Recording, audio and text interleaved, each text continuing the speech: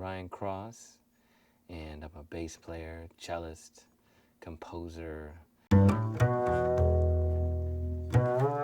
started playing when I was 9 years old, started playing cello, and started playing after my brothers. They all played classical instruments, and so I decided to go on and follow in their footsteps, but then I took it a step farther after high school. I was picking up the bass and then starting to figure out that bass was a lot cooler than the cello.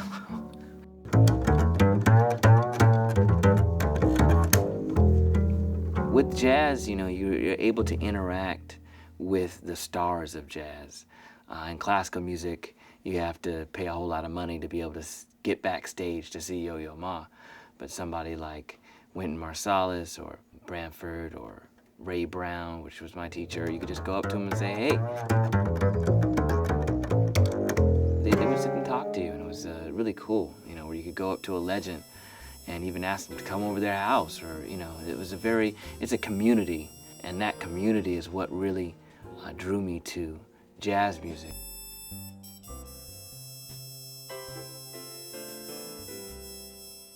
Well, I think that every student has to go through a point where you are learning from masters and trying to emulate.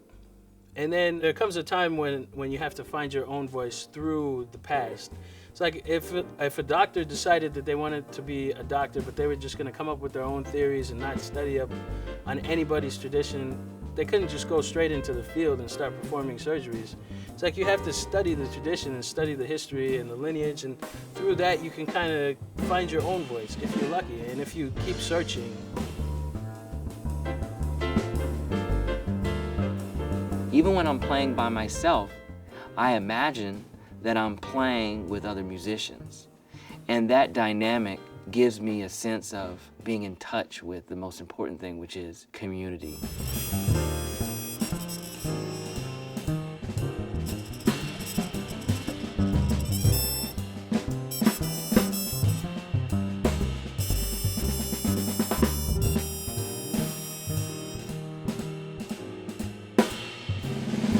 Jazz is one of the most tied musics to the audience. If you don't lock into the audience, then and interact with them, even with the players, I mean, even if you're just playing a solo, you got to get in touch with the audience and feel the audience and feel the space you're in. And when you really get that, that's when you're at your peak. And there's those times where you'll get too inside, and those jazz masters will be sitting in the audience. Those jazz legends will come out and like, hey man, connect.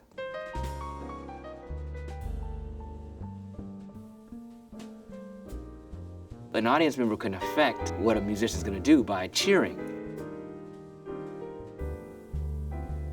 Just as the audience is listening, the players are listening.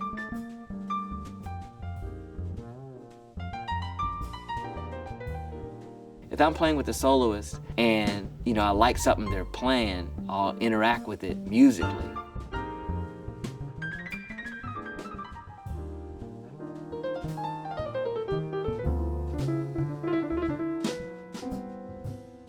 I don't have to rely on just everything that I know. If I listen to the other guys at the moment, I can come up with new things on the spot. There's a lot of communication going on. A piano player can play something, I have the ability to react to it.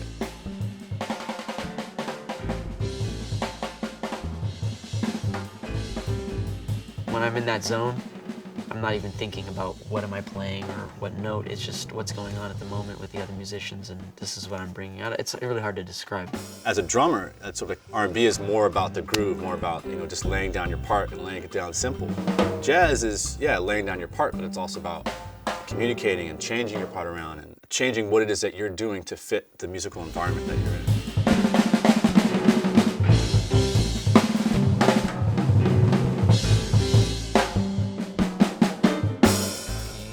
To the table your own voice, you know, let it be heard. It's what every great artist does. I could be swinging along,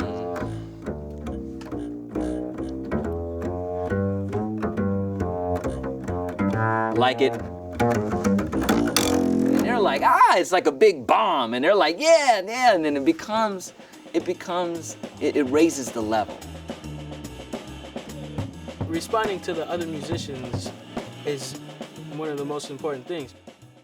In playing together, you'll hear that in the music, where the piano will play something, the bass will react, and the drums are playing, and then the trumpet will jump in. You're interacting with everything. Everything is a part of what you're trying to get to. Anything can change what's happening. The cell phone goes off, and then all of a sudden it's like, oh, you know, the cat might make fun of it on the piano, or even on the trumpet, or whatever it is, and it all becomes a part of the performance. Taking risks is important. It's an essential part of jazz. Improvisation is supposed to be the element of freedom, venturing into space that hasn't been seen before. You're supposed to always be trying something new, instead of playing patterns or just playing something that everybody's heard before. Sometimes I'm surprised myself. Sometimes I'll listen back to something I played and be like, oh man, did I play that? In a good way, you know? And then other times I'm like, oh man, did I play that?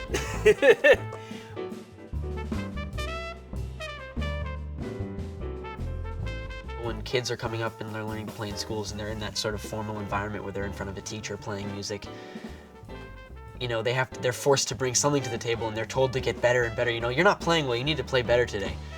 And so, you know, they learn a requisite amount of things that they know they can play and they're comfortable with that, but they're not, what's lacking is like listening to everyone else in the room and sort of understanding that I don't have to rely on just everything that I know. If I listen to the other guys at the moment, I can come up with new things on the spot. That's when I'm really like in tune with it, or in touch, or channeling, if you want to say.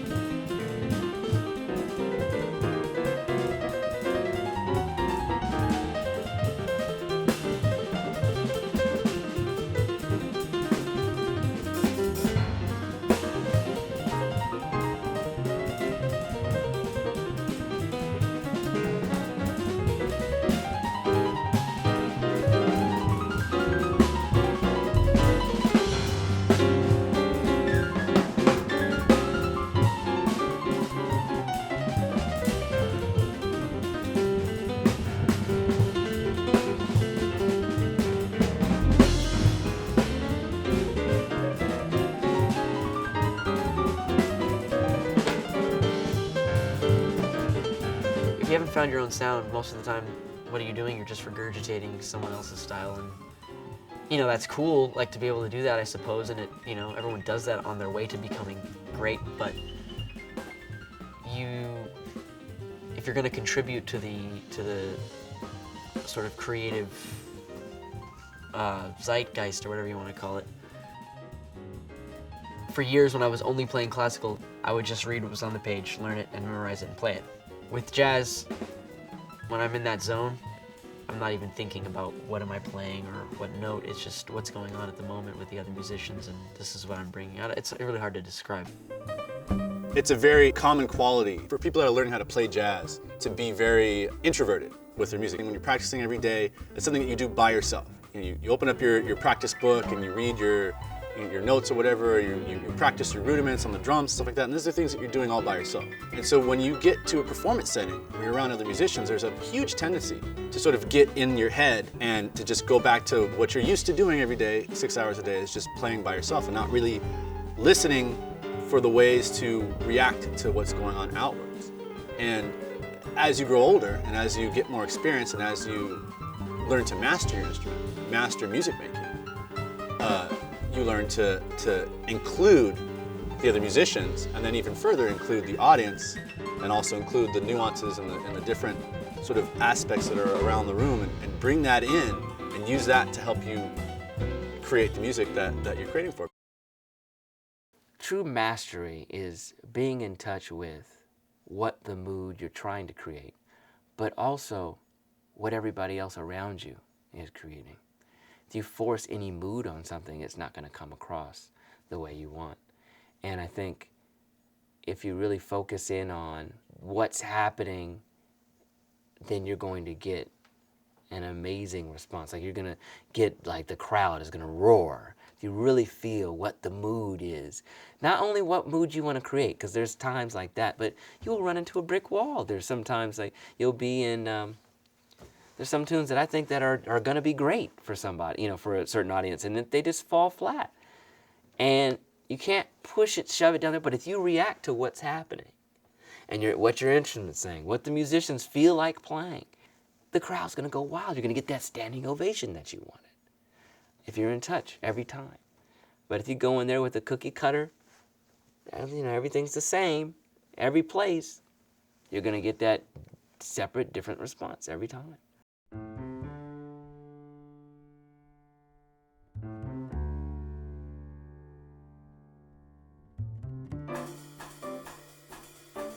Once I was really brave. They said, we've got a car that will drive on the street in traffic from here to there and with no human driver. And I said, I doubt it. And they said, we're telling you we've got it. And I said, I'm telling you that you haven't got it, you're lying. And I was right. I mean, it was just that reality was on my side. There is what Heidegger calls the one, which is his name for the social norms. That is, you do what one does. You drive on the right-hand side of the street, you wear clothes, you don't get in people's faces when you talk to them, you stand the distance that one is supposed to stand in your culture when you talk to people and so forth.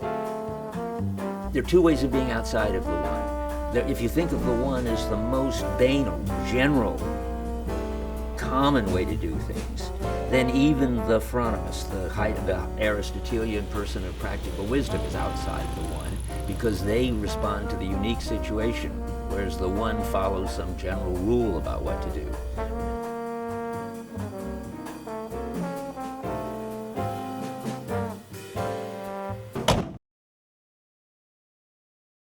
I'm Brian Cross, and I'm a bass player, cellist, composer,